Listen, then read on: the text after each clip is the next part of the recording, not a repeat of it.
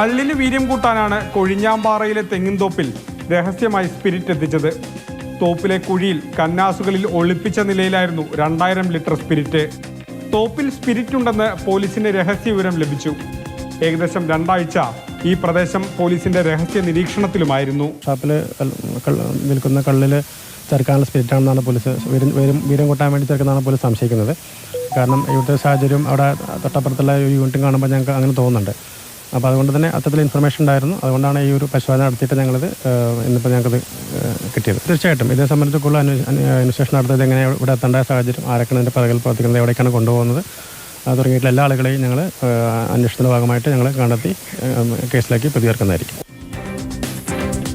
ഓണം കണക്കാക്കിയായിരിക്കണം ഇത്രയധികം സ്പിരിറ്റ് സൂക്ഷിച്ചിരിക്കുക എന്നാണ് പോലീസ് കരുതുന്നത്.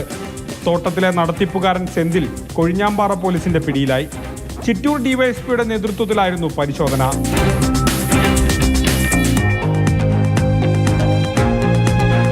മാതൃഭൂമി ന്യൂസ്, പാലക്കാട്.